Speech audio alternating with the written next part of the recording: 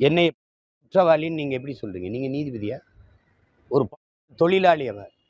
அதுக்கு ஆதாரங்களை நான் காட்டவா? நான் எவ்வளவு 15 ஆண்டுகள் கண்ணியமா இருந்தபோது நீங்கெல்லாம் தூங்குனீங்க. ஏன்னா அவ தான் பொண்ணு, அவளுக்கு தான் மனசு இருக்கு. அவளுக்கு தான் காயம்படும், அவளுக்கு தான் நீதி. எங்க வீட்ல பெண்கள் இல்ல, என்னை பெற்ற தாய் இல்ல, என் உடன் பிறந்த அக்கா தங்கைகள் இல்ல, என்னை நேசிச்சு நிக்கிற உலகம் முழுமைக்கு என் சொந்தங்கள் இல்ல, என்னை உயிரா நேசிச்சு வந்து வாழ்கிற என் மனைவி இல்ல, அவளுக்கெல்லாம் மனசு இல்ல, காயம் இல்ல. ஒரு சமூகத்தை நேசி நிற்கிற ஒரு மகனை முச்சந்தில் நிச்சு தினம் அவமானப்படுத்திக்கிட்டு இருக்கிறீங்க. உங்களுக்கெல்லாம் என்ன உங்களுக்கெல்லாம் தகுதி இருக்கு?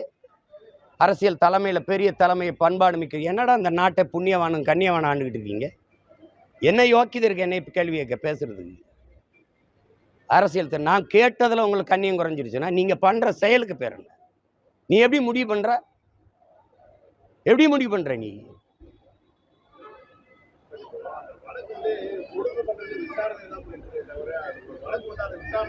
தெரியுதுல்ல, விசாரணைன்னு தெரியுதுல்ல, நீ எப்படி முடிவு பண்ண குற்றவாளின்னு? உன்னை யார் எப்படி பேச சொல்றது? வழக்கை தொடுத்தது நான். வழக்கு நடந்துகிட்டு இருக்குல்ல, அதுக்குள்ள நீ நீ நீ வந்து ஒரு பாலியல் நீங்கள் ஒரு பாலியல் குற்றவாளின்னு சொல்ல நீ யார்? நீ யார்? எப்படி சொல்லுவ? எப்படி சொல்லுவ? அது தொடுக்கப்பட்டிருக்கு. இன்னைக்கு கேரளால நேத்து வந்த தீர்ப்பு என்ன?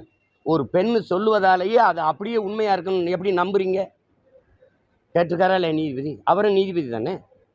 நீதிபதி தானே? அப்புறம் பக்கத்துல தானே இருக்கு, 15 கிலோமீட்டர் தூரத்துல. சொல்லலாம் தம்பி, 1000 பேர் சொல்லலாம். இப்ப நான் உங்க மேல பழி சொல்லவா?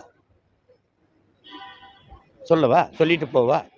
யாரும் சொல்லலாம். அப்படியே ஏற்கனவே இருக்க விசாரணை நடந்துகிட்டு இருக்கும்போது நீ எப்படி குற்றச்சாட்டை வைப்ப? விசாரணை முடிவில் தானே தெரியணும்.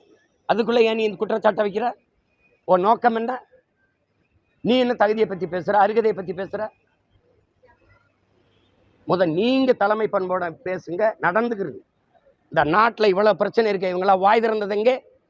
அம்மையார் கனிமொழி இந்த அண்ணா பல்கலைக்கழக அந்த பாலியல் வன்கொடுமைக்கு, பொள்ளாச்சி பாலியல் துயர கொடுமைக்கு நாடங்களும் 9வது படிக்கிற பிள்ளைய 4 வாத்தியார்கள் சேர்ந்து கற்பமாக்குனாங்களா? அதுக்கு வாய் திறந்தது தங்கச்சி ஸ்ரீமதியுடைய படுகொலையில. அதுல அந்த கொலையில் அந்த சாவுல என்ன அதுக்கு கருத்தென்ன? மனநலம் பாதிக்கப்பட்ட பெண்ணை 8-10 பேர் சேர்ந்து வன்புணர்வு செஞ்சானே, அதுல உங்க கருத்தென்ன? தினந்தோறும் பள்ளிக்கூடத்துக்கு போற பிள்ளைகளை ஆசிரியர் தாளாளர்கள் துன்புறுத்துவதில் உங்க கருத்தென்ன தம்பி? 3 வயது குழந்தைய மயிலாடுதுறையில் ஒருத்தன் அது வன்புணர்வு செஞ்சு கண்ணு கட்டி மண்டையில் அடிபட்டு கண்ணு சிதைஞ்சு போயிருக்குது. அதுல உங்க கருத்தென்ன? அப்போல வாயில் என்ன இருந்தது? ஏன்னா இங்க யாரும் இல்லை, இங்க முன்னாடி நிக்கிறவன் சீமான். அதனால நீங்க பேச வேண்டியது வருது. நடுங்குறீங்க, என்னை பார்த்து என்னை எதிர்கொள்ள முடியல. நான் எடுத்து வைக்கிற அரசியலுக்கு தான் பதில். இதே காங்கிரஸ் கம்யூனிஸ்ட் கட்சி ஒரு உண்ணி மாதிரி